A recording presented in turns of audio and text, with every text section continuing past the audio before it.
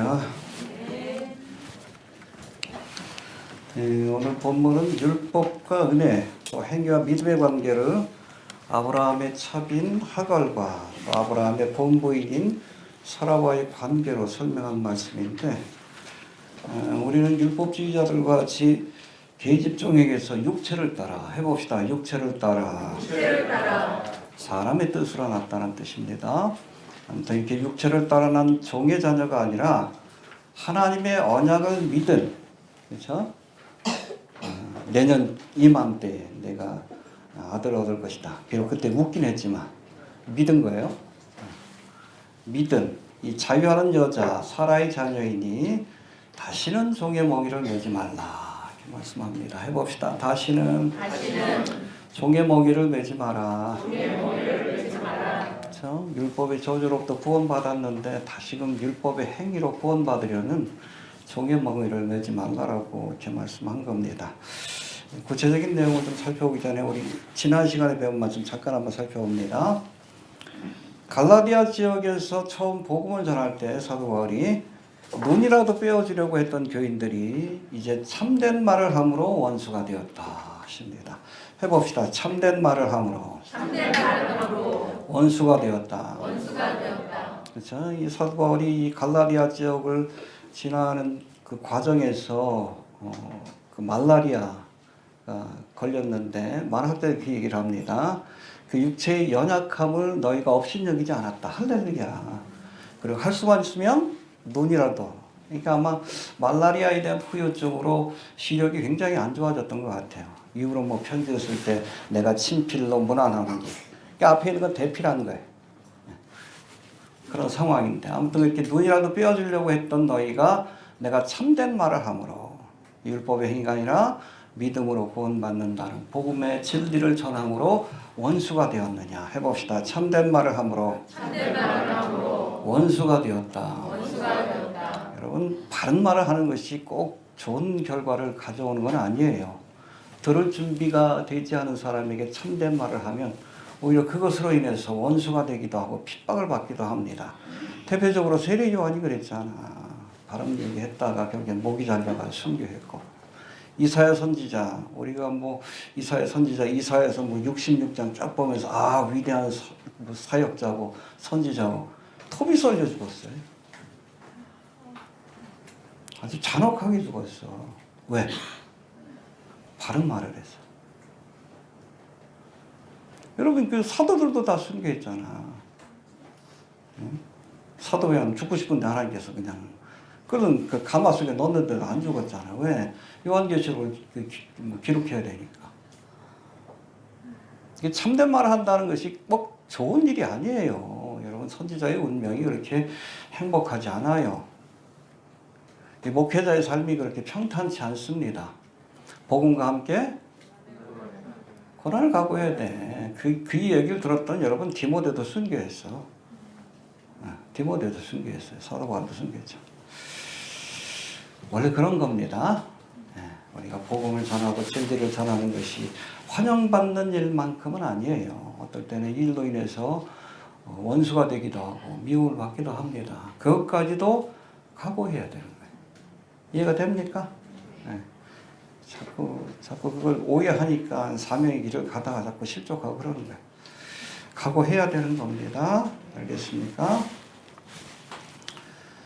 자, 율법을 구원의 조건으로 내세우는 율법주의뿐 아니라 구원을 받았으면 하나님의 법을 지킬 필요가 없다. 이것도 무법주의라고 해서.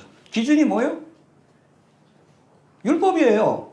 무법주의도 기준이 율법이고. 그러니까 내가 구원받았으니까 하나님의 법을 지킬 필요가 없다. 기준이, 여러분, 구원의 기준이 율법이에요. 내가 율법을 지킴으로 구원받는다. 그것도 기준이 율법이지. 여러분, 구원의 기준은 율법이 아니라 뭐예요? 하나님의 은혜예요. 하나님의 은혜. 너희가 그 은혜를 믿음으로 말미암아. 자꾸 오해하면 안 돼. 여러분, 왜 율법을 주셨어? 죄로 죄되게 하기 위해서, 우리가 죄인인 걸 깨닫게 하기 위해서. 깨달았으면 어디로 가야 돼? 성막으로 가야지. 대속의 은혜가 주어지는. 우리가 양심으로도 죄를 깨닫지만 그걸 우리가 분명하게 깨닫기 위해서는 율법의 거울을 통해서 우리가 죄인인 것을 깨닫는 거예요. 그럼 어디로 가야 돼? 성막으로 인도하기 위해서 율법을 주신 거예요. 그거 지켜가지고 구원받으라. 말도 안 되는 얘기지. 탐내지 말라는 말씀을 어떻게 지켜? 의인은 없나니? 네. 알겠습니까? 아무튼 여러분 율법 무슨 얘기하라고 했지? 하나님의 법, 율법 기준이 율법이 되면 안 돼. 하나님의 은혜가 되어야 합니다. 근데 무법주의는 또 뭐예요? 우리가 구원받았으니까 하나님의 법을 지킬 필요가 없다. 아니에요. 예수님께서는 율법을 폐하러 오신 것이 아니라 온전케 하기 위해서 오셨다. 할렐루야. 그래서 이 율법의 말씀을 두 가지로 요약하잖아. 하나님을 사랑하라. 네 이웃을 사랑의 법. 율법의 완성은 사랑의 법입니다. 사랑하라는 말씀 속에 다 포함되어 있어. 1계명부터 4계명까지가 뭐예요? 하나님을 사랑하라. 어떻게 사랑해라? 우상 숭배하지 말고 안식일을 지키고 여호와 이름을 망령 때 일컫지 말고 하나님을 사랑하는 방법을 알려준 거예요. 네 이웃을 내 몸과 같이 사랑하라. 어떻게 사랑하는 거예요? 살인하지 말고 간음하지 말고 탐내지 말고 이웃을 사랑하는 것이 구체적으로 이런 것이다라고 얘기해 주는 거예요. 그걸 확대시킨 것이 구약의 율법이고 요약하면 사랑하라. 누구를? 하나님을 사랑하라. 네 이웃을 내 몸과 같이 사랑하라. 이게 여러분 율법의 완성이에요. 율법과 선지자의 강령이다. 요약이다. 이렇게 얘기하는 거예요. 우리 그리스도인들은 구원 받기 위해서 하나님의 법을 지키는 게 아니에요.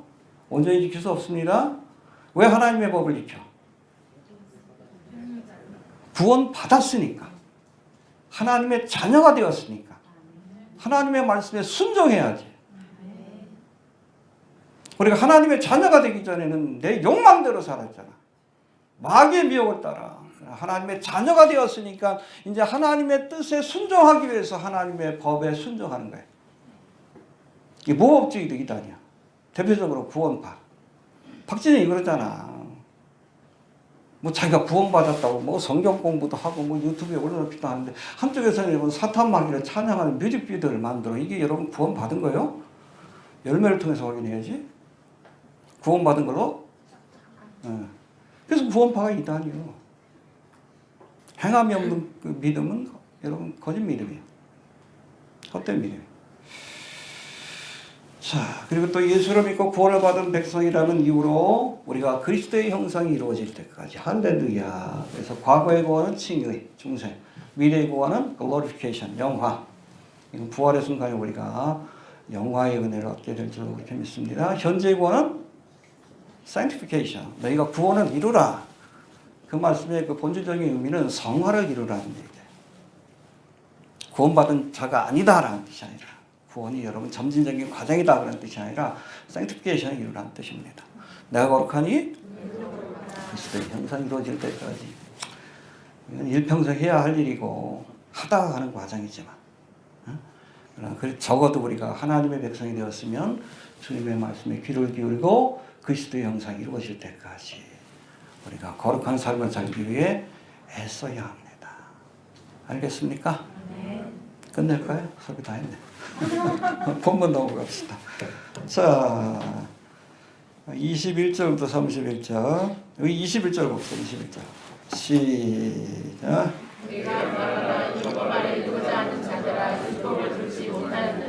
예, 여기 보면 21절부터 31절까지는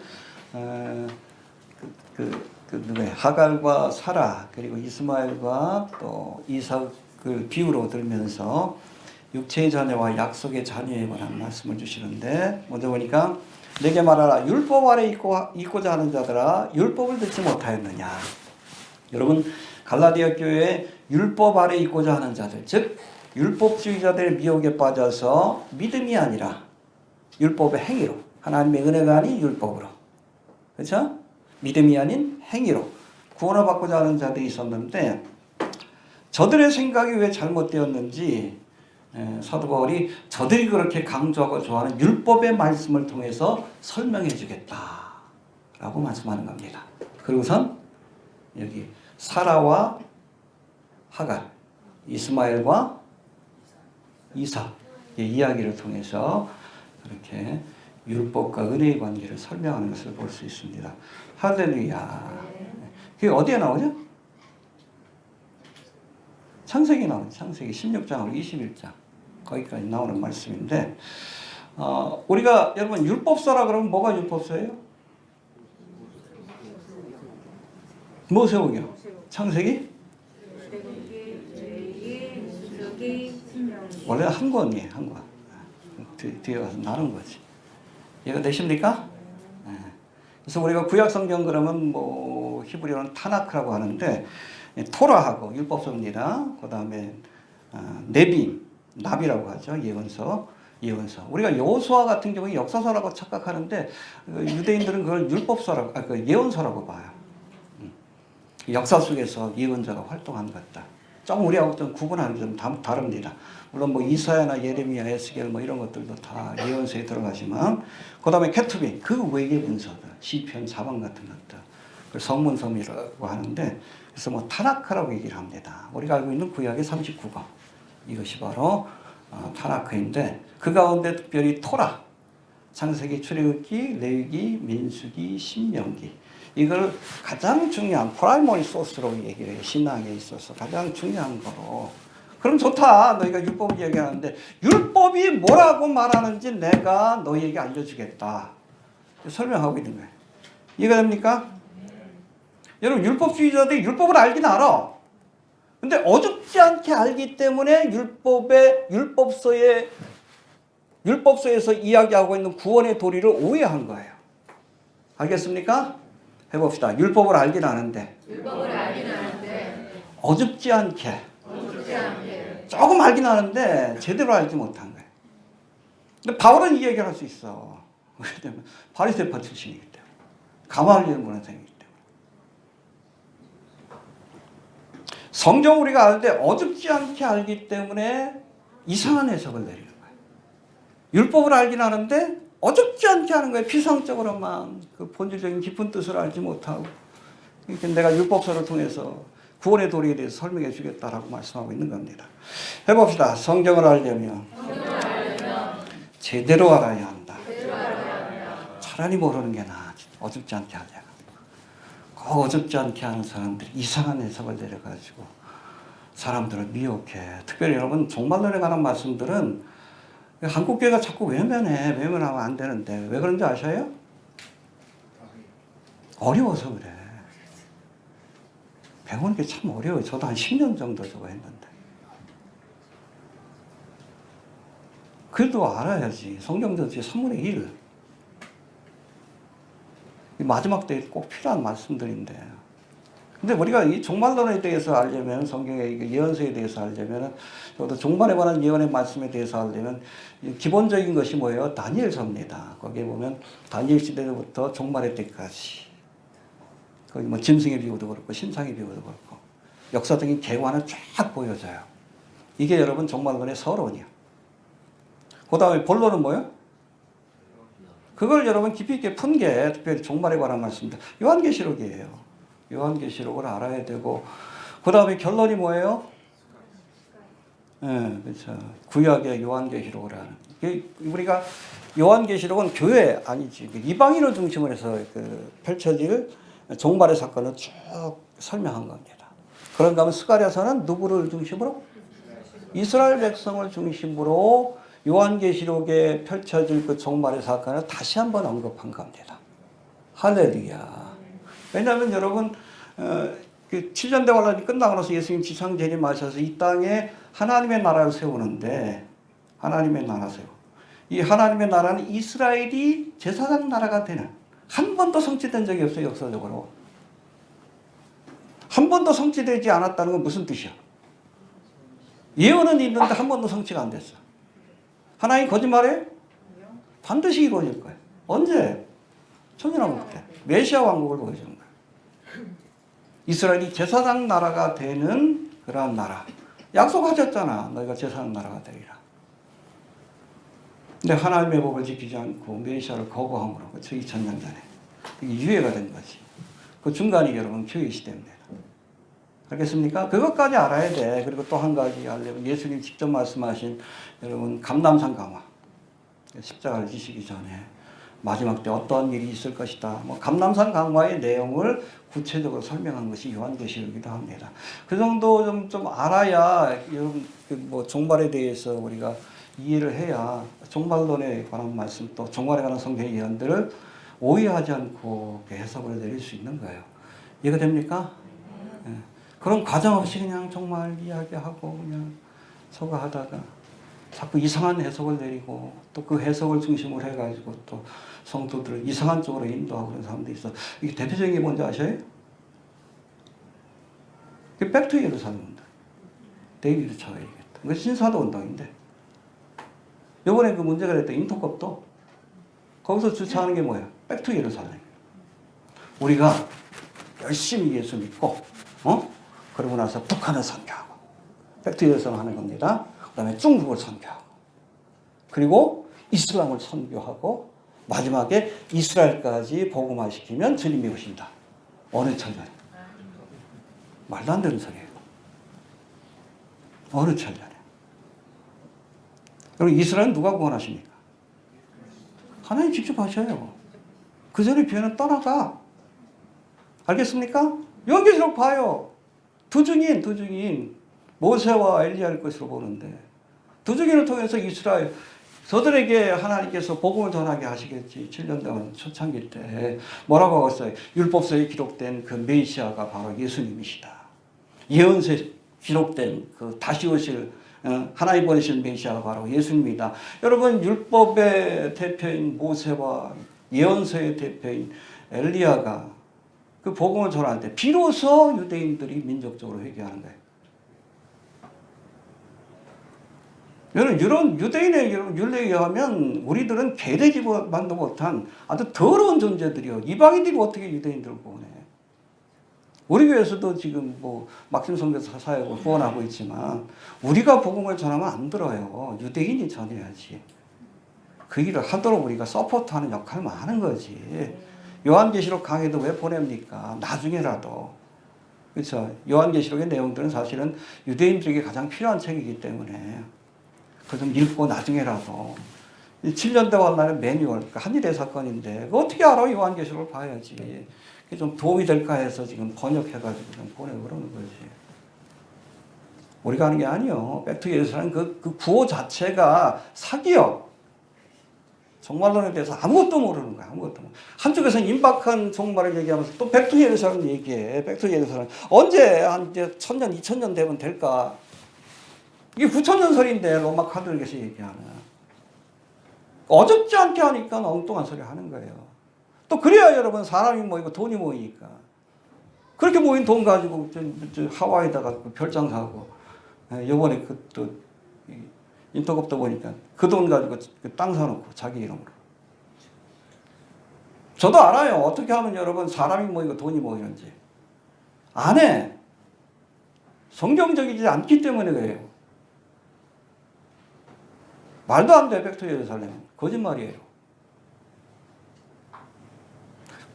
우리가 성경을 알려면 어줍지 않게 하면 안 돼. 율법을 알아도 제대로 알아야지. 종말론에 대해서도 제대로 알아야지. 이해가 되십니까? 예. 너희는 배우고 확신한 일에 거하라. 열심히 배워야지. 우리가 하나님 사랑할 때 내 마음과 뜻과 정성. 그 마음이 마인드예요. 마인드.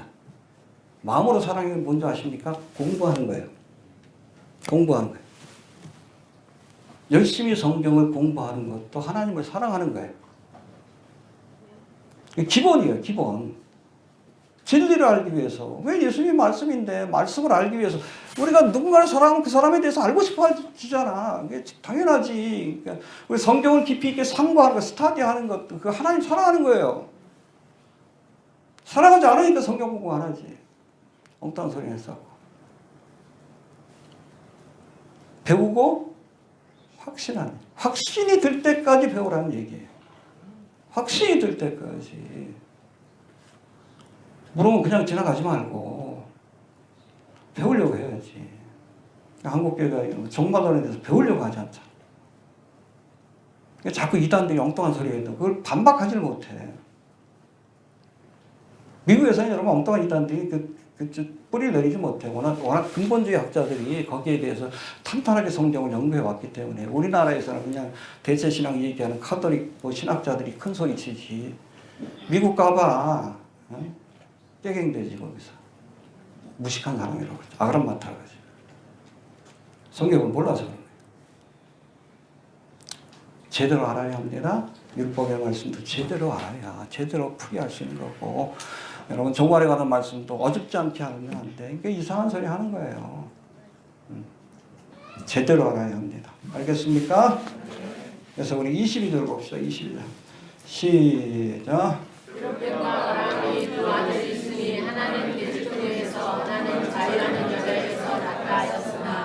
예, 율법서도 창세기에 있는 말씀 기록된 바 아브라함이 두 아들이 있으니 하나는 계집종에게서, 계집종이 누구예요?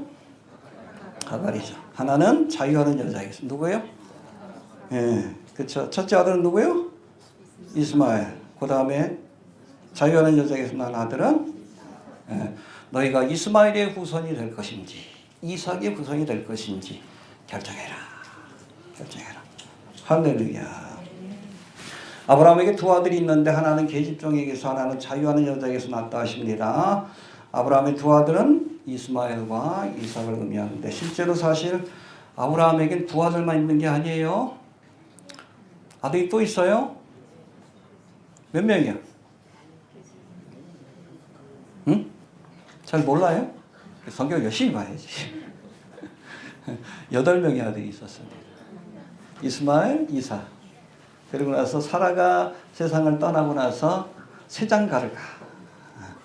참 대단해 우리 아브라함도. 구두라는 여자와 결혼해가지고 6명의 아들을 더 낳아요. 창세기 25장 1절 2절에 나옵니다. 아들이 몇 명이요? 믿음의 조상 아브라함 7명, 아니요 8명의 아들이 있습니다. 8명. 근데 뭐 이거 중요하지 않으니까 비유적 상징적으로 의미가 있는 이스마엘과 이삭만을 이야기한 겁니다. 이해가 되시죠? 그렇게 우리가 봐야 합니다. 자, 23절 넘어갑시다. 시작.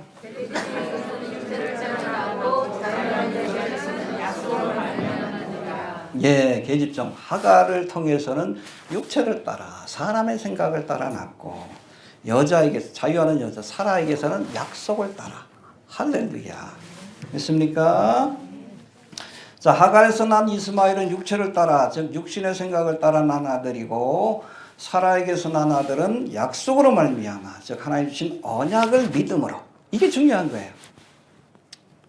몇 년 동안 믿었어? 25년 만에 주셨어요. 저도 우리 블로그 사역한 지 벌써 14년째인데 조금 더 기다리셔야 될 것 같아요. 25년 만에. 하나님도 징하셔. 그러니까 하나님이 아브라함을 부르실 때 나이가 75살. 이때 하나님은 아브라함에게 창세기 12장 보니까 내가 너로 큰 민족을 이루리라. 그리고 구체적으로 창세기 15장에 보면 내 몸에서 날 자가 내 후사가 되리라. 해봅시다. 내 몸에서 날 자가 내 후사가 되리라. 이런 약속을 주셨는데 25년 만에 비로소 언약의 자손을 준 거예요. 참 징하죠. 너희에게 인내가 필요하면 조금 더 기다려 봅시다. 언제까지? 주실 때까지 기다리면 돼. 간단해. 근데 하나님의 시간의 개념은 우리하고 좀 다릅니다. 이스라엘 상황이 뭐 휴전으로 갈 것 같기도 하고 확전으로 갈 것 같기도 하고 계속 그러고 있죠. 어찌됐든 하나님도 시간을 지금 보고 계시는 것 같아요. 언제 저거 할지 모르는데 기다립시다. 알겠습니까? 예. 하지만 이후로도 아브라함의 나이가 85세가 될 때까지 이미 10년을 기다린 거예요. 그렇죠? 약속을 주셨는데 10년 동안 아무런 열매가 없어. 이건 마음이 조급해지지. 예. 후사를 주시지 않았는데 이때 아내인 사라의 권면을 듣고 애굽에서 데려온 여종, 그러니까 사라의 몸종입니다. 이 하갈을 통해서 아브라함이 나이 86세에 이스마엘을 얻은 겁니다. 육신의 자녀라고 얘기하는 거예요. 사실 여러분 아브라함 시대 때 이 고대 근동 지역에서는 정실 부인이 자식을 못 낳으면 첩을 통해서 후사를 이어가는 것이 전통이에요. 그렇죠? 라헬도 그랬지. 내 아는 자식을 펑펑 낳는데 자기는 낳지 못하니까 나중에 뭐라 그래? 어떻게? 자기 여종, 그렇죠? 빌하를 야곱에게 주어서 단과 납달이를 낳습니다. 물론 나중에 하나님께서 그 태를 열어주셔서 요셉과 베냐민을 낳기도 했지만, 그러니까 레아도 그러니까 더 자기 그냥 또 종을 줘가지고 또 자식을 낳게, 그러니까 12이 생긴 거예요. 이 고대 근동 지역의 풍습이었다라고 보시면 됩니다. 이런 풍습을 따라서 사라가 여종 하가를 아브라함에게 주어서 이스마엘을 얻게 한 겁니다. 그렇게 되면 여러분 그 풍습에 의하면 이스마엘은 누구의 자식이에요? 사라의 자식이 되는 거예요. 법적으로는 그렇습니다. 원래는. 이거 됩니까? 예. 이처럼 이스마엘은 하나님의 약속이 아니라 사람의 생각을 따라 끝까지 지켜야 되는데, 기다려야 되는데 기다리지 못하고 사람의 생각을 따라, 세상의 풍습을 따라 낳은 아들이기 때문에 하나님이 결코 인정하지 않은 거예요. 알겠습니까? 왜? 육신의 자녀이기 때문에. 사람의 생각을 따라서 낳은 자녀이기 때문에 그렇습니다. 그래서 육체를 따라 낳았다라고 오늘 본문에서 표현하고 있는 겁니다. 이에 반해서 이삭은 하나님 주신 언약을 믿음으로 얻은 약속의 자녀예요. 그래서 언약의 자손이라고도 합니다. 예수님도 언약의 자손이 메시아를 보내주시리라 언약하신 그 언약을 따라 2000년 전에 이 땅에 오신 것이고, 할렐루야, 언약을 따라 십자가에 죽으시고 부활 승천하신 겁니다. 아직 성취되지 않은 언약이 뭐요? 다시 오시리라. 그렇죠? 초림에 관한 언약이 성취되었으므로 재림에 관한 언약도 성취될 줄로 믿는 것이 정상적인 믿음이에요. 근데 왜 재림을 안 가르쳐? 어려워도 가르쳐야죠. 복음 핵심 중에 하나입니다. 자, 언약의 자손인데 창세기 18장에 보면 아브라함의 나이가 99세 때, 또 사라의 나이가 89세가 되었을 때에 하나님이 두 천사와 함께 아브라함의 장막을 찾아왔다고 했어요. 여기 갔다가 어디로 가죠? 소돔성으로. 가기 전에 들른 겁니다. 찾아와서 내년 이맘때가 되면 사라가 아들을 낳을 것이라는 말씀을 주셨습니다. 할렐루야. 그러니까 두 천사와 함께 사람의 모습을 오신 성자 하나님이라고 얘기합니다. 구약에 있는 크리스토폰이라고 해서 예수님이 오셔서, 여호와 하나님이 직접 오셔서 내년 이맘때에 사라가 아들을 낳을 것이다. 좀 봅시다. 보고 갑시다. 낄낄대지. 저 양반이 미쳤나 그래. 이렇게 되니까 하나님이 아시지. 야, 너 왜 웃냐? 겁나니까 안 웃었다. 아니다, 내가 웃었다. 그래서 낳은 아들의 이름이 뭐요? 웃었다는 뜻이에요. 알겠습니까? 이삭을 낳고 나서 이 사라가 두 가지 의미에서 웃었어요. 하나님이 나로 웃게 하신다. 그렇죠? 90 먹은 노인네가 애를 낳았으니 얼마나 남사스러워. 왜 이렇게 좋아하셔요? 아무튼 그래서 웃은 것이고, 이런 웃음이에요. 그 다음에 너무 좋아서 웃은 거예요. 그래서 아들의 이름을 웃음이라는 뜻의 이삭으로 지은 겁니다. 할렐루야. 믿습니까? 여러분, 하나님의 언약이 성취될 때 웃음이 나와. 좋아서 웃음이 나오고 하도 기가 막혀서. 기적의 자녀고 언약의 자손입니다. 할렐루야. 예. 아무튼 이삭은 하나님이 아브라함에게 후사를 주시겠다고 약속하신 지 정확히 25년 만에 얻은 아들입니다. 이스마엘이 사람의 생각을 따라 낳은 육신의 자녀라면 아브라함이 100세에 얻은 아들 이삭은 하나님 주신 약속을 믿음으로 얻은 약속의 자녀, 언약의 자손이라는 겁니다. 이 언약의 자손만을 하나님이 아브라함의 유업을 이을 자로 인정해 주신 거예요. 하나님의 나라를 유업으로 얻을 자로 인정해 주신 겁니다. 할렐루야. 자, 24절 봅시다. 24절. 시작.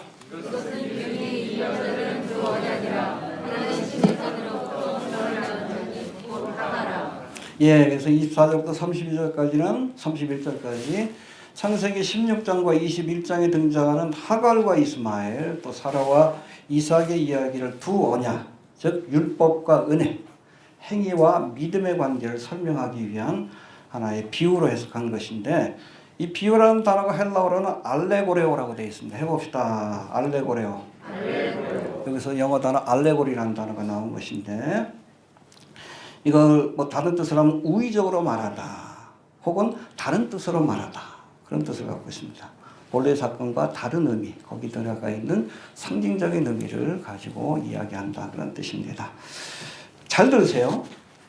성경에 있는 모든 사건들을 비유, 알레고리로 해석하면 안 됩니다. 이단들이 그런 짓을 많이 하지. 네. 그러나 어떤 사건에는 비유적인 의미가 있다는 것을 우리가 알아야 합니다. 과연 이 사건이 비유적인 의미가 있는지 아닌지 누가 알아? 성령님께서 아시지. 그렇죠? 이것은 비유니 오늘 본문에 나오고, 그 다음에 히브리서 9장 9절에도 이것은 비유니 똑같은 말씀이 나와요. 성경, 구약의 사건을 비유로 해석합니다. 근데 성경 저자들이 그럴 수 있는 것은 성령의 감동을 받았기 때문에 가능한 거예요. 지금 우리가 그렇게 하다간 이단으로 빠지기 쉽습니다. 알겠습니까? 그러니까 최종적인 권위는 하나님께서 허락하신 것, 성령님께서 감동을 주셨기 때문에 이 사건을 비유적으로 해석할 수 있었다, 그렇게 보아야 합니다. 알겠습니까? 이단들이 가끔 성경의 사건들을 비유적으로 해석하면서 자신들의 교리를 입증하는 근거로 내세우는데, 이것은 그야말로 불순한 의도를 가지고 자의적인 해석을 내리는 것이라 보아야 합니다. 통일교의 문선명이 대표적이죠. 여기 창세기 사건, 3장의 사건. 하와가 뱀의 유혹을 받아서 선악과를 어떻게 했어요? 따먹었다라고 돼 있어요. 근데 이거를 뱀이 하와를 따먹었다라고 했어요. 이 미친놈이지. 뱀과 여러분 성적인 관계를 맺어가지고 피가 더러워졌다. 피가 더러워졌다. 그 더러워진 피를 그렇게 깨끗하게 하기 위해서 예수가 왔는데 장가 못 가고 죽었다. 그래서 내가 다시 왔다. 그게 여러분 그 통일에서 가르치는 피가름 신학이에요. 그래서 이 순수한 피를 갖고 있는 문선명과 성적인 관계를 맺어서 깨끗해져야, 그래야 구원받는다. 이게 피가름 신학. 섹스교예요. 이런 통일교는. 그걸 어디에서? 따먹었다는 그 단어에서 그거를 비유적으로 해석한 거예요. 미친놈이지. 신천지도 마찬가지예요. 초창기 여러분 신천지가 시작될 때 처음에는, 지금은 아니지만 이만희가 자기를 뭐라 그랬어? 자기가 두증인이래. 자기가 두증인 중에 하나래. 웃기는 소리지. 두증인은 누구예요? 모세 아니면 엘리야입니다. 모세와 엘리야 그 정설이에요. 우리하고는 상관없어. 7년 대환란 때 그 활동하는 두증인은 여러분 유대인들을 구원하기 위해서 다시 오는 자예요. 근데 여러분 재미난 게 뭐 아셔요? 엘리야는 그 죽음을 맛보지 않았습니다. 그렇죠? 그 죽음을 맛보지 않고 하나님 나라 가는 사람이 있어. 또 누구 있어? 에녹이. 또 한 사람이 있어. 모세일 것이라고 봅니다. 모세 지체를 못 찾았다고 했어요. 죽었지만 소생시켜서 데려갔을 거라고 봅니다. 왜냐하면 두중이 죽는다고 표현되어 있어요. 요한계시록에. 이해가 되십니까? 그리고 여러분 요한계시록에 보면 두중인이 행하는 뭐 하늘에서 불을 내리고 뭐 이런 피를 뭐 저거 하고, 이건 여러분 엘리야하고 모세가 행했던 기적을 재현하는 거예요. 그리고 엘리야하고 모세가 오셔야 되는 이유가 뭐예요? 엘리야는 토라의 대표예요. 그리고 아니죠. 모세는 토라의 대표고 엘리야는 네비, 예언서의 대표입니다. 구약을 대표하는 사람이 예수님이 바로 구약에서 예언하고 있는 메시아라고 해야 비로소 회개할 수 있는 사람들이 완악한 유대인들입니다. 이만희가 가가지고 한다고 듣겠어? 말도 안 되는 소리야. 자의적으로 해석하는 거예요. 자꾸 비유적으로. 그런 짓거리들을 많이 해요. 자꾸 성경을 자꾸 이상하게 영해한다 그러면서 비유적으로 해석하는 거 무식한 놈이고 의도를 갖고 퍼뜨리는 여러분 이단들이에요. 문맥 속에서 역사 속에서 해석해야 합니다. 여러분 사도 바울이 이것을 비유적으로 해석할 수 있는 것은 특별한 경우라고 이렇게 보시면 됩니다. 이해되시죠? 네. 자 24절 25절 다시 한번 봅시다. 24절 25절 시작. 이것은 비밀이 이어들은 그 어리하리라. 그는 시내산으로부터 종을 낳은 자니 곧 하가라. 이 하가는 아라비아에 있는 시내산으로부터 지금 있는 그 사람과 같은 데니 저와 그 자녀들로 더불어 종을 하고. 하가는 그냥 하갈입니다. 율법과 은혜라고 하는 두 언약의 상징 중에 하나인 하갈은 아라비아에 있는 시내산. 여기 뭐예요? 모세가 율법을 받은 것이고 또 지금 있는 예루살렘을 상징한다 라고 말씀합니다. 지금이 언제예요? 사도 바울이 이 글을 쓸 때. 그렇죠? 시내산은 모세가 율법을 받은 곳인데 지금 있는 예루살렘을 시내산과 함께 율법주의의 상징으로 제시한 것이 흥미로운데 여러분 예수님 당시 사도 바울 때도 그랬지만 예수님 당시부터 예루살렘은 율법주의자들의 아지트 역할을 했습니다. 대표적인 사람들이 누구요? 바리새인, 서기관들. 이들이 예수님을 죽인 거예요. 왜? 율법의 행위가 아니라 믿음으로 구원받는다라고 선언했기 때문에 하나님이 세상을 이처럼 사랑하사 독생자를 주셨으니 이는 저를 믿는 자마다 멸망치 않고 영생을 얻게 하려 하심이라. 율법의 행위가 아니라 바리새인, 서기관들 그렇게 가르치는 거예요. 근데 예수님은 믿음으로 하나님 보내신 독생자를 믿음으로 구원받는 자라고 했기 때문에 그 때문에 결국에는 미움을 사고 십자가에 못 박혀 죽으신 겁니다. 지금 있는 예루살렘은 바로 율법주의의 산실이다. 바울 때도 그랬죠. 그렇게 보시면 됩니다. 알겠습니까? 네. 이처럼 모세가 율법을 받은 시내산과 사도 바울 당시 율법주의자들의 아지트로 변한 예루살렘을 오늘 본문에서는 그 자녀들로 더불어 종노릇하는 여종 하갈로 그렇게 비유한 것입니다. 여러분 하갈의 신분은 종입니다. 그래서 그가 낳은 아들도 신분이 종입니다. 마찬가지로 율법은 우리를 종되게 만든다 라고 말씀하고 있는 겁니다. 해봅시다. 율법은 우리를 종되게 만든다. 율법의 행위로 구원을 받으려고 하는 사람들은 항상 율법에 매여서 살 수밖에 없으니 율법의 종이 될 수밖에 없는 겁니다. 알겠습니까? 네. 자, 그러면 그 다음에 26절부터 28절까지 봅시다. 26절부터 28절 시작. 오직 이에는 예루살렘은 자유자니 우리의 어머니라. 그때무라 그때가 질치한 자여 즐거워하라. 그렇지 못한 자여 소리로 질치라. 이는 홀로 사는 자의 자녀가 남편 있는 자의 자녀가 아니라 하셨으니 그러라면 이삭과 같이 약속의 자녀라. 할렐루야. 자, 율법주의자들의 아지트가 된 지금 있는 예루살렘, 사도 바울 당시 예루살렘입니다. 이것이 여종 하갈을 상징한다면 오직 위에 있는 예루살렘, 하늘에 있는 예루살렘이죠. 이것은 자유자니 곧 우리 어머니. 누구예요? 사라죠, 사라. 사라를 상징한다.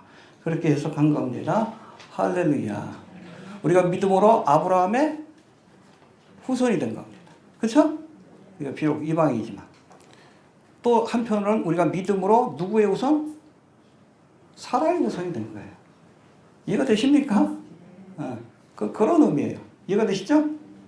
자, 여종 하갈과는 달리 사라는 자유자요 아브라함의 장막을 찾아온 하나님께로부터 직접 언약의 자손을 주시려는 약속을 받은 자입니다. 해봅시다. 약속을 받은 자다. 자, 이 약속을 따라 아브라함이 100세에 또 사라가 90세 때에 약속의 자녀 이삭을 얻은 것인데 하도 기가 막혀서 아들의 이름을 웃긴다. 웃음이라는 뜻을 가진 이삭으로 지은 겁니다. 할렐루야. 여러분 율법의 행위가 아니라 하나님의 약속을 믿는 자는 사라를 기쁘게 했던 이삭과 같이 하나님을 기쁘시게 하는 자녀가 됩니다. 알겠습니까?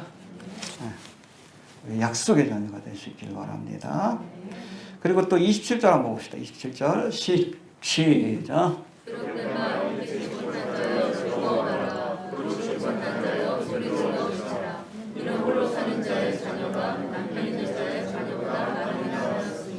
예, 해봅시다. 홀로 사는 자의 자녀가 남편 있는 자의 자녀보다 많음이라. 이건 여러분 이사야 54장 1절의 말씀을 인용한 건데, 이게 홀로 사는 자는 과부예요. 과부를 의미합니다. 본래 그때 이사야의 말씀의 의미는 이제 하나님께 버림받고 홀로 된 유대인들이 어디로? 바벨론 땅에 끌려가지만 저들이 그곳에서 큰 민족을 이룰 것이다. 많은 자손을 그렇게 번창케 할 것이다. 원래의 의미는 그겁니다. 이해가 됩니까? 홀로 사는 자의 그 자녀가 남편 있는 자의 자녀보다 많으리라. 원래의 의미는 그거예요. 하지만 오늘 본문에서는 이사야 54장 1절에 나오는 홀로 사는 자를 누구에게 빗댑니까? 사라에게 빗댄 거예요. 그렇지. 여러분 90세가 되도록 여러분 자식을 못 낳았으니까 과부나 다를 바가 없지. 그런 뜻입니다. 사라를 빗대어 90세가 되도록 홀로 사는 과부처럼 자식을 낳지 못하고 사라가 살아왔지만 이후로 하나님 주신 언약의 자손 이삭을 통해 수많은 자녀를 얻게 되었다. 할렐루야. 그 중에 우리가 포함이 되는 겁니다. 할렐루야. 이스라엘뿐 아니라. 이거 되시죠? 여러분 하나님이 이삭을 주시기 전에 이름부터 바꿔주셨어요. 주시기 전에. 원래 존귀한 아버지라는 뜻을 가진 아브라함의 이름을 뭐로? 열국의 아버지라는 뜻을 가진. 할렐루야. 아브라함으로. 또 사례를 사라로. 사례의 뜻이 뭐예요? 공주님이에요. 고귀한 자라는 뜻입니다. 공주님. 이쁘긴 이뻤던 것 같아요. 공주님처럼. 아무튼 이거를 열국의 어머니라는 이름을 가진 사라로 바꿔주신 겁니다. 그리고 1년 뒤에 이삭을 얻게 된 거예요. 할렐루야. 율법의 행위가 아니라 하나님의 약속을 믿는 우리 모두가, 그렇죠? 우리 그리스도인들은 아브라함의 후손인 동시에 누구의 후손? 사라의 후손인 겁니다. 해봅시다. 사라의 후손이다. 그러니까 홀로 사는 자의 자녀가, 그렇죠? 과부처럼 여김받던 이 자의 자녀가, 그렇죠? 이삭이 남편 있는 자의 자녀보다 많음이라. 이 은이 바로 이 과정을 통해서 성취되었다라고 말씀하는 겁니다. 할렐루야. 이해되시죠? 자, 그다음 29절 봅시다. 시작.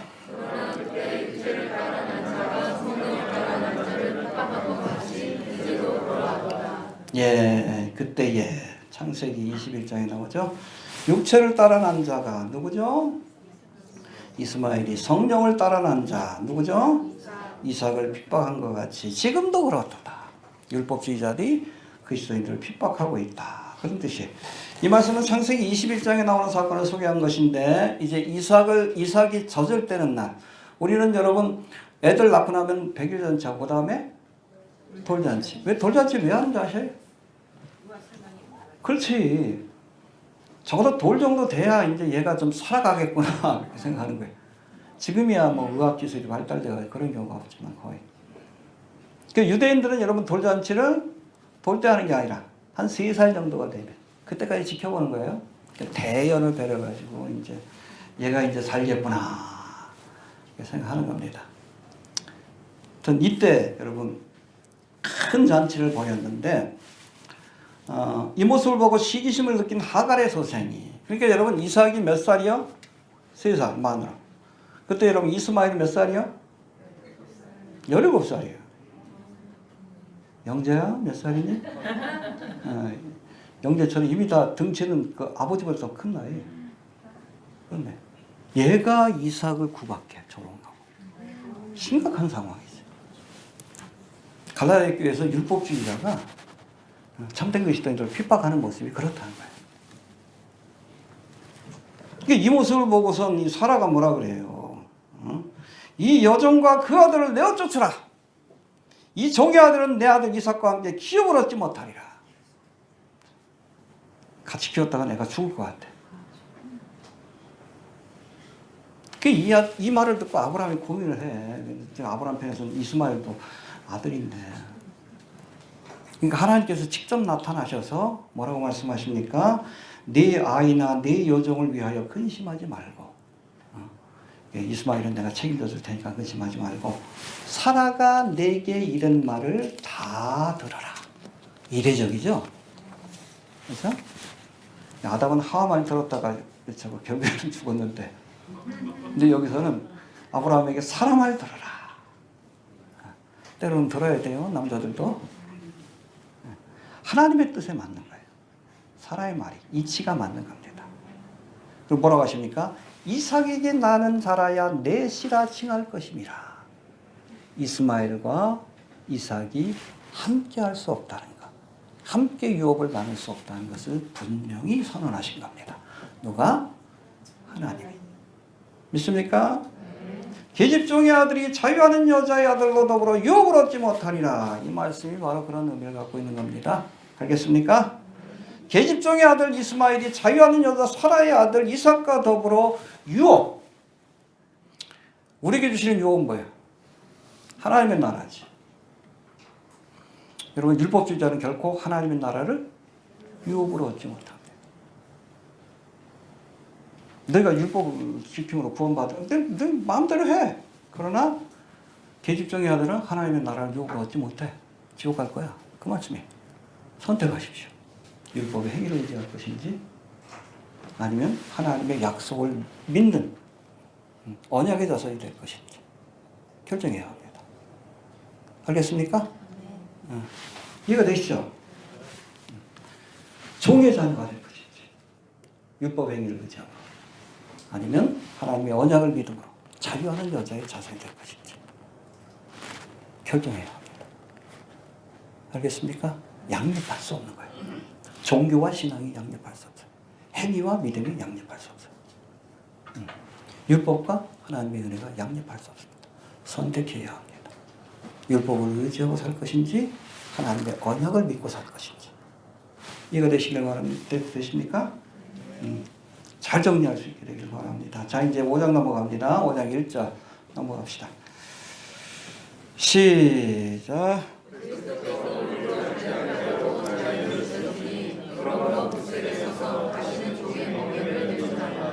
예, 이건 여러분 앞선 4장의 말씀하고 연결된다고 보면 되는데, 그리스도께서 우리로 자유케 하려고, 여기 자유란 단어가 나오는데 이건 4장 31절에서 살펴본 자유하는 여자 사라와 밀접한 연관이 있는 말씀인데, 여기 보니까 그리스도께서 우리로 자유케 하려고 자유를 주셨다. 해봅시다. 그리스도께서 우리로 자유케 하려고 자유를 주셨다.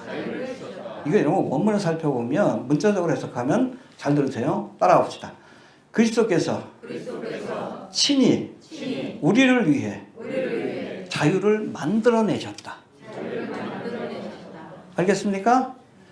여기서 말하는 자유는 뭔가, 무슨 자유인가? 죄 지을 자유가 아니에요. 해봅시다. 죄와 사망과 율법의 저주로부터의 자유. 이 자유를 주님이 만들어 주셨어요. 뭘 통해? 십자가를 통해서. 십자가를 통해서.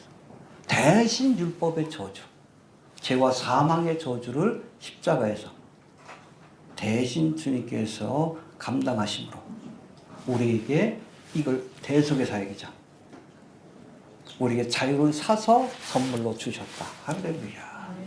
그거예요. 그리스도께서 우리로 자유케 하려고 자유를 주셨다. 그런 거로 다시는 종의 멍에 율법의 행위를 의지하는 어리석은 일을 행하지 말라라고 말씀하고 있는 겁니다. 이해가 되시죠? 예. 자, 로마서 8장에도 이에 대한 말씀이 나오는데, 그러므로 이제 그리스도 예수 안에 있는 자에게는 결코 정죄함이 없나니 이는 그리스도 예수 안에 있는 생명의 성령의 법이 죄와 사망의 법에서 너를 해방하였습니다. 율법이 육신으로 말미암아 연약하여 할 수 없는 그것을 하나님은 아시나니 곧 죄를 인하여 자기 아들을 죄 있는 육신의 몸으로 보내서 육신의 죄를 정하사. 그렇죠? 그 육신으로 죄를 담당하셨다는 거예요. 육신을 쫓지 않고 그 영을 쫓아 행하는 우리에게 율법의 요구를 이루어지게 하려 함이라. 그렇죠? 율법의 요구를 만족시킨 겁니다. 그러므로 우리를 율법의 저주로부터 자유케 하신 거예요. 할렐루야. 그렇게 얻은 자유인데 이걸 버리고 다시금 율법의 종이 되려고 하면 하나님 기뻐하시겠습니까? 그래서는 안 된다는 거예요. 이해가 되시죠? 예, 그 다음에 2절 3절 봅시다. 2절 3절. 시작.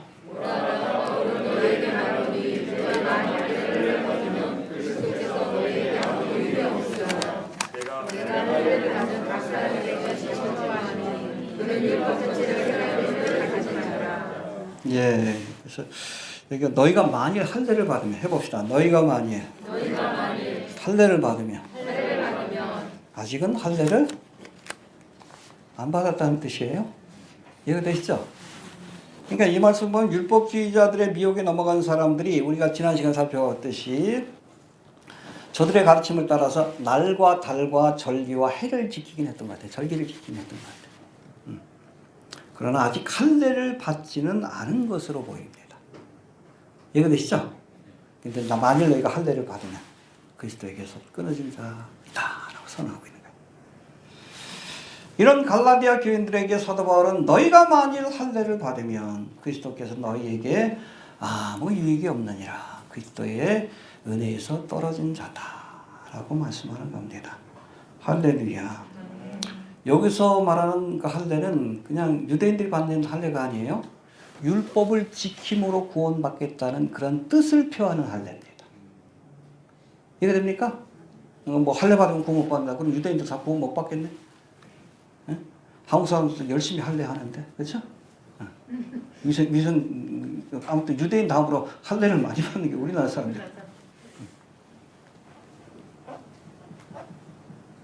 그런 의미의 할례가 아니라 여러분 할례를 받고 율법을 지킴으로 구원받겠다라는 생각을 가진 사람은 그리스도에게 끊어진 사람이다. 그런 설명입니다. 이해가 되시죠?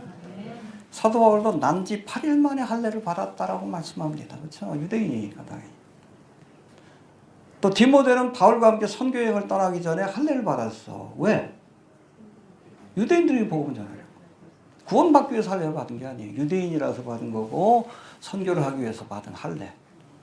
이런 할례가 아니라 구원의 조건으로 율법을 행함으로 구원받겠다는 뜻을 가지고 할례를 받으면 하나님께로부터 끊어진 자가 된다라는 의미입니다. 알겠습니까? 네. 자, 그래서 결론적으로 4절 봅시다. 시작.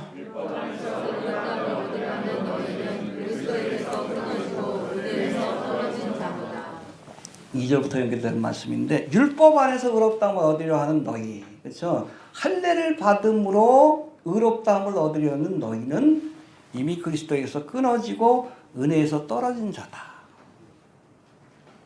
알겠습니까? 구원받았다 떨어진다는 뜻이 아니에요. 의미를 제대로 알아야 합니다. 율법 안에서 의롭다함을 얻으려 하는 자들, 즉 할례를 받고 율법의 행위를 통해서 구원을 얻으려고 하는 사람은 이미 그리스도에게서 끊어지고 은혜에서 떨어진 자인 것을 보여주는 것이다. 그것이 바로 결정적인 순간이라고 얘기를 하는 겁니다. 알겠습니까? 결정적인 행위라는 거예요. 믿음 없음을 보여주는 결정적인 행위라는 거예요. 여러분 잘 들으세요. 해봅시다. 참된 믿음은 결정적인 순간에 드러나고 거짓된 믿음도 결정적인 순간에 드러난다. 평소에 그냥 껄렁껄렁하고 예수 안 믿는 것 같은데 결정적인 순간에 믿음을 보이는 사람들. 평소에 혼자 다 예수를 믿고 다 하나님 혼자 섬기는 것 같은데 결정적인 순간에 믿음 없음을 드러내는 사람도 있어요. 전자의 경우가 누굽니까? 아리마대 요셉. 공생기간도 한 번도 자기가 예수의 제자인 걸 드러낸 적이 없어. 공회원이고 그러니까 니고데모처럼. 근데 결정적인 순간에 예수님 십자가에 못 박히고 시체가 십자가 위에 있는데 누구도 그거를 거두는 사람이 없어. 그때 이 아리마대 요셉이 누구에게 나가?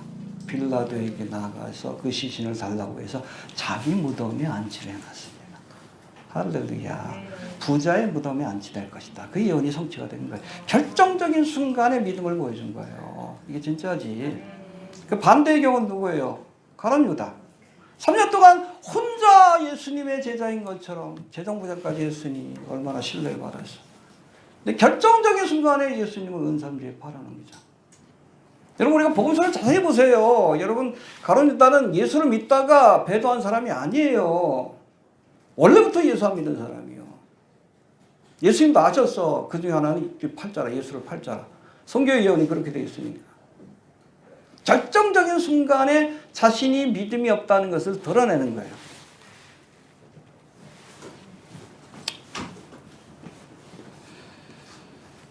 여러분, 교회를 다니고 예수를 잘 믿는 사람처럼 보여도 결정적인 순간에 할례를 받고 율법의 행위를 의지하려 한다면 그는 처음부터 그리스도에게서 끊어지고 은혜에서 떨어진 자로 보는 것이 맞다라고 사도 바울이 말씀하는 거예요. 알겠습니까? 구원받았다 이런 게 아니에요. 한 번 구원은 영원한 구원이에요.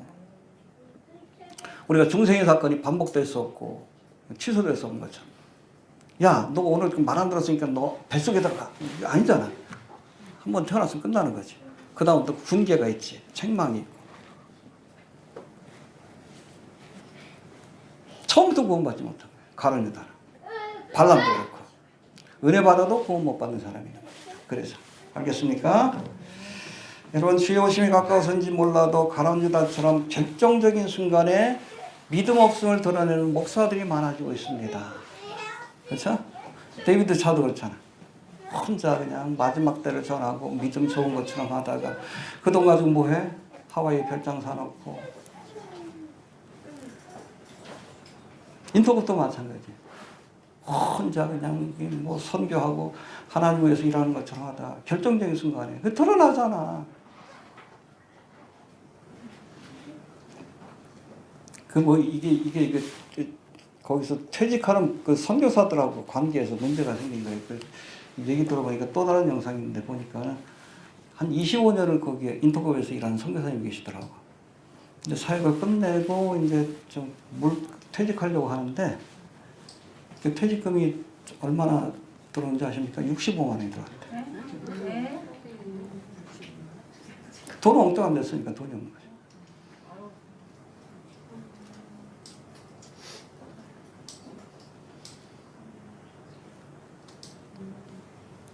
원래부터 믿음 없는 사람인데 결정적인 순간에 드러났다고 보는 게 맞아요. 믿음이 있다가 타락한 게 아니라. 데이비드 차는 처음부터 제가 있잖아요. 얘 장사꾼이다. 처음부터 제가 있잖아요. 이제 드러났을 뿐이에요. 열매가. 또 최근에는 왜 이렇게 투자 사기하는 목사들이 많아? 어? 얼마 전에 조이 153 페이? 그 피해가 한 100억 된다 그러는데 이번에 3천억이래. 다단계 금융. 누구한테 배운 것 같아? 김대문한테. 사기치는 거 배우는지. 그 사람은 타락한 게 아니에요. 원래부터 그런 사람입니다. 결정적인 순간에 그게 드러나는 거예요. 그럼 마지막 때는 결정적인 순간이에요. 그래서 양과 염소가 나눠집니다. 알곡과 가라지가 나뉘어져. 우리는 결정적인 순간에 믿음 없음을 드러낸 자가 아니라 아리마디우스처럼 지금까지는 뭐 저거 했다 할지라도 우평강도처럼 얼마 안 남았어요. 이 결정적인 순간에 참된 그리스도인인 것을 드러낼 수 있는 그런 성도가 좀 될 수 있길 바랍니다. 알겠습니까? 지금 결정적인 순간이에요. 더 이상 기회가 안 주어질 수도 있어요. 지금까지 아무리 저거 해도 마지막에 예수를 모른다 그러면 가론유다예요. 평생 여러분 주님과 상관없이 살아도 마지막이라도 나를 기억하옵소서 그러면 우평강도가 될 수 있는 거예요. 지금 결정적인 순간입니다. 믿음을 좀 드러낼 수 있게 되기를 바랍니다. 정리합니다. 우리는 율법주의자들과 같이 계집종에게서 육체를 따라난 종의 자녀가 아니라 하나님의 언약을 믿은 해봅시다. 하나님의 언약을 믿은 자유하는 여자의 후손이다. 알겠습니까? 예. 그때 육체를 따라난 자가 약속의 자녀를 핍박한 것 같이 율법주의자들이 하나님의 약속을 믿는 그리스도인들을 핍박하고 있지만 그 어떤 경우에도 그리스도께서 주신 자유를 버리고 율법이라는 종의 멍에를 메어서는 안 된다라고 말씀합니다. 알겠습니까? 예수님 피로 값주고 사신 자유예요. 이거를 율법주의자에게 빼앗기지 않기를 바랍니다. 알겠습니까? 율법 안에서 의롭다면 어리는 자들이 바로 그리스도에게 끊어지고 은혜에서 떨어진 계집종의 자녀라는 겁니다. 드러내고 있는 거예요. 알겠습니까? 할례를 받으려고 하는 것, 너희가 구원받지 못한 사람임을 드러내는 결정적인 행위라고 말씀합니다. 주님 오실 날에 가깝습니다. 오늘날 생각하라. 율법의 자녀가 될지 아니면 믿음의 자녀가 될지, 하나님의 은혜를 의지할지 아니면 나의 행위를 의지할지, 종교인으로 살다가 지옥 갈지 아니면 비록 죄인이지만 하나님의 언약을 믿음으로, 하나님의 약속을 믿음으로 구원을 얻는 하나님의 자녀가 될지 오늘날 택할 수 있게 되길 바랍니다. 그래서 복음이에요. 그 사람들이 복음을 왜 이렇게 어려워하는 줄 아십니까? 너무 쉬워서 그래요. 너무 쉬워서. 구원받는 게 너무 쉬워서. 그러니까 자꾸 율법주의에 빠지는 거예요. 근데 왜 하나님께서 복음을 주셨는가? 율법의 일은 구원받을 수 없기 때문에, 이거 외에는 구원받을 방법이 없기 때문에 이렇게 하신 거예요. 하나님의 약속과 은혜를 믿는 하나님의 자녀들이 될 수 있기를 바랍니다. 주신 말씀 들고 기도합니다. 하나님을 감사합니다. 오늘도 귀한 말씀, 한마디의 말씀을 통해 우리의 믿음을 돌아볼 수 있습니다.